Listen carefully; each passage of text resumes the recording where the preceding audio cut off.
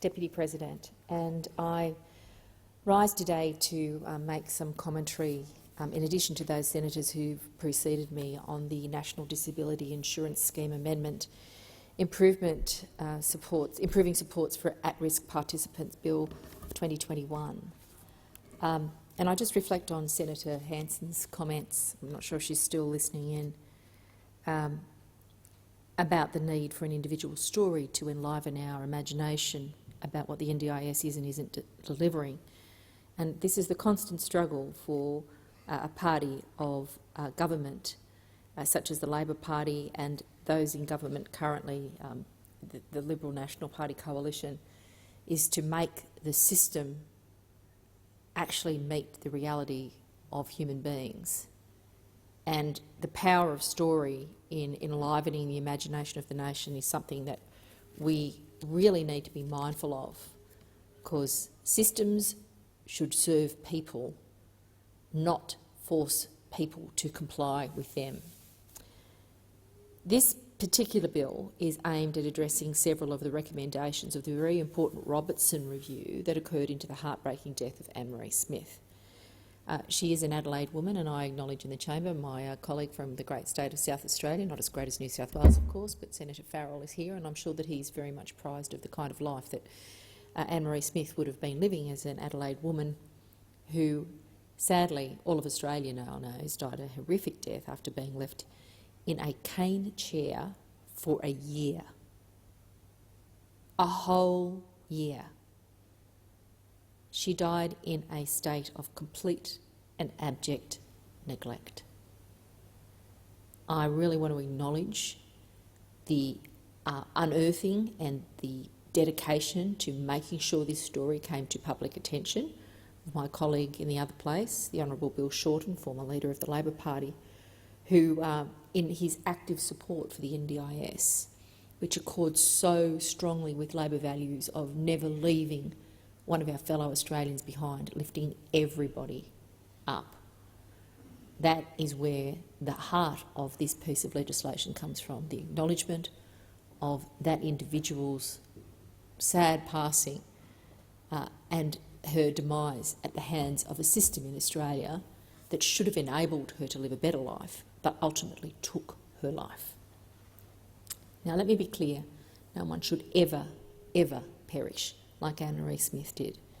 No one should slip through the cracks of a society like that and die alone, in pain and in squalor. Now, this bill before us attempts to rectify some of those issues, but as many of my colleagues have already indicated, we believe this bill should go much farther than it does in the protection of at-risk NDIS participants. Now, as we've seen with this government, there'll be an announcement about support for reports, and then you have to look at the fine detail of what's actually really going on. And this is yet another example of the song and dance from the Liberal National Party government, who have had 3 iterations now over 8 years, who stand and stood at the time in 2013 and said, we support the NDIS, but have, over the period of their government, failed to enable proper governance of this important part of Australian society. So this bill, in response to the Robertson View, only implements recommendations 1, 6, 7, 8 and 9. It's good that that happens, but there's a few numbers missing in between. The recommendations that are being addressed in this bill are about ensuring that no one should ever suffer what Anne-Marie suffered, and that all Australians, no matter how God created them, are able to live lives of dignity and safety with the safety net that the NDIS is determined to provide. Now, the NDIS, I am proud to say, is one of Labor's greatest achievements, the crowning glory of the Gillard government, and I recall in my time as a member for Robertson and the other place the celebration about what this potentially could deliver for people who had, for too long, people with a disability who had been sidelined, whose needs were ignored in this incredibly wealthy country that we call home. The NDIS was slow to roll out, but now services nearly 300,000 Australians, and it helps them to live lives of fulfilment and dignity. But it needs reform. The sad reality is that the NDIS has been neglected and attacked by this Liberal National Government, and they have inexplicably capped staff at the NDIA at 3,000 people.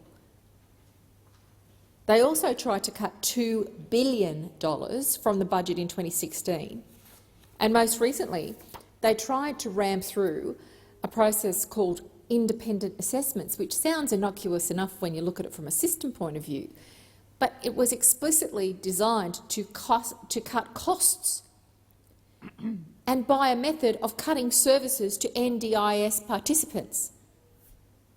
So instead of establishing what the needs of an individual person are, which is at the heart of the NDIS, this was about give them all the same package and then just have a bit here, add a bit, take a bit, add a bit, take a bit.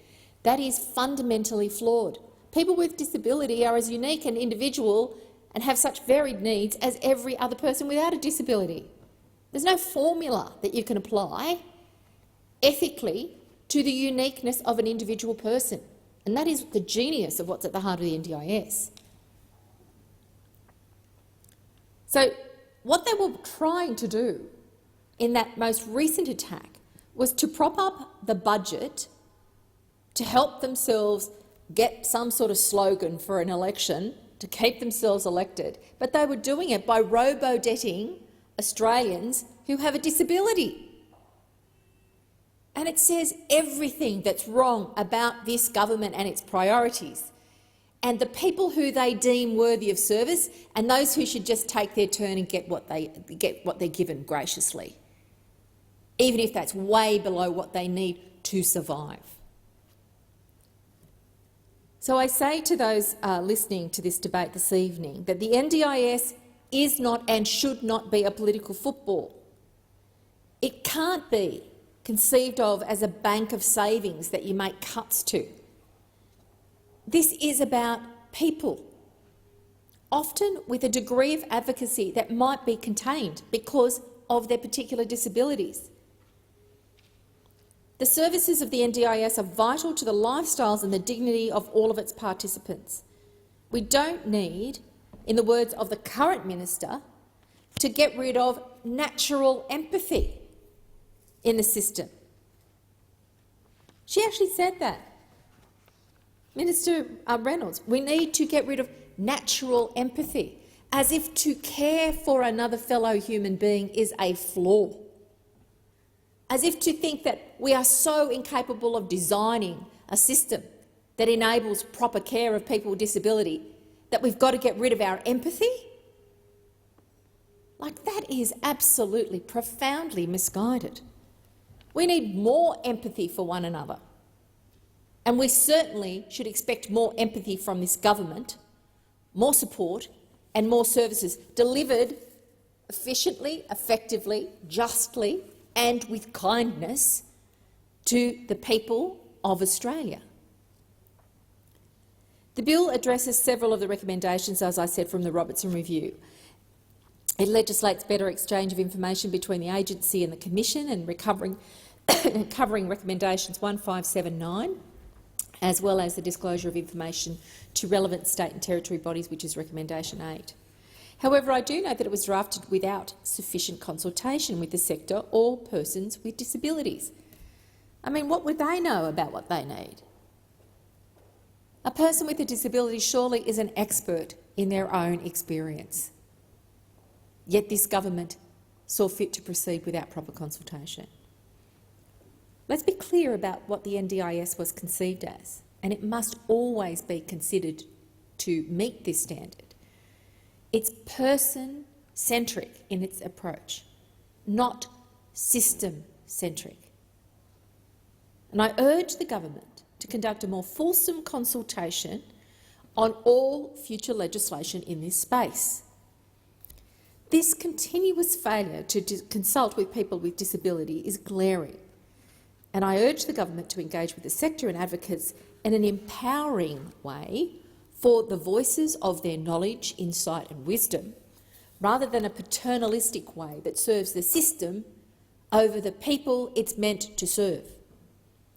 More specifically, The bill also clarifies the scope of reportable incidents and strengthens banning orders to ensure that those who have shown themselves unfit for the care of NDIS participants can never work in the sector again.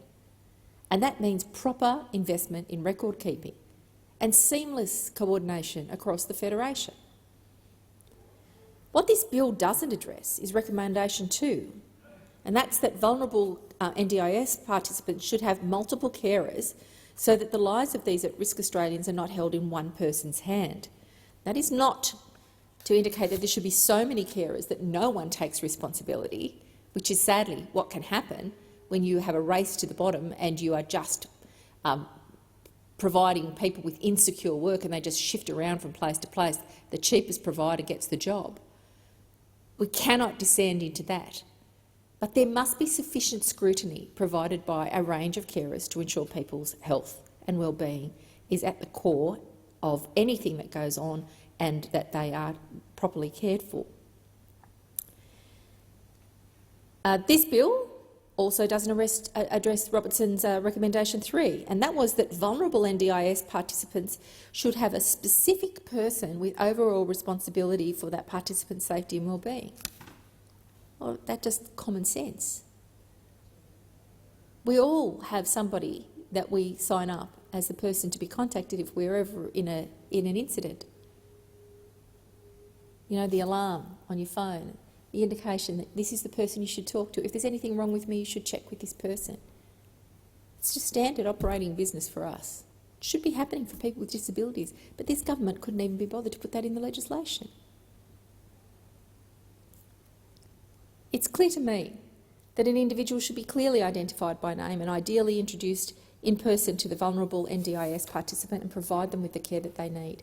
But, you know, for whatever reason, this government that has so failed participants in our society who need the support of the NDIS, that the government has deemed this important recommendation not worthy of their action.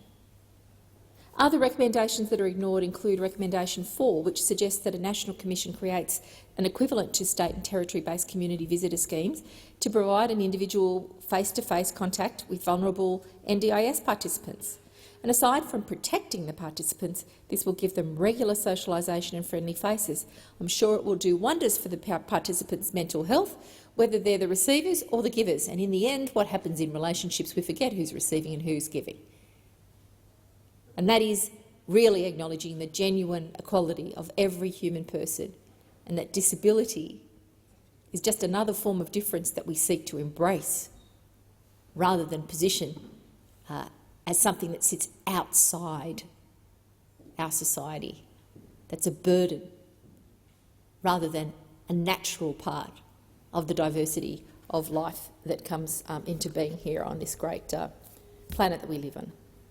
Recommendation 5 also urges the Commission to conduct random check-ins and face-to-face assessments of vulnerable participants. That's just common sense, but not to this government that chose to ignore it. In light of sector criticism regarding the privacy provisions of the bill, Labor will move amendments to legislate a requirement for the Commission to establish a process for the disclosure of information, as outlined by AFDO, and a sunset clause that treats the bill as an emergency measure by providing that amendments cease to take effect unless the government actually reports back to Parliament after the conclusion of the safeguarding review, in order to have the amendments reapproved by the Parliament. So this is like a break and a check on a government. If the government's really serious about protecting the lives and privacy rights of NDIS participants, then I urge them to support the amendments.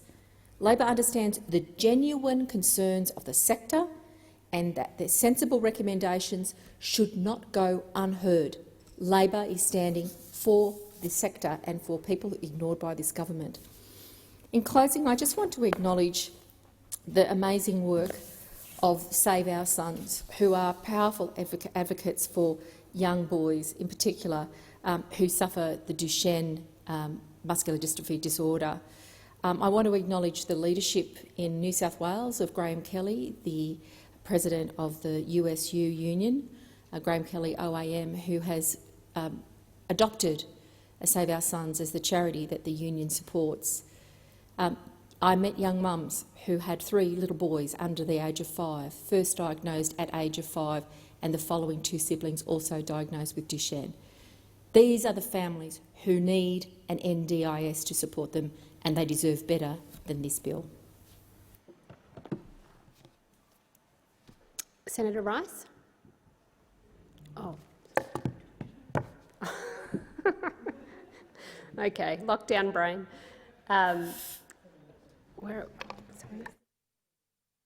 Thank you. I propose that the Senate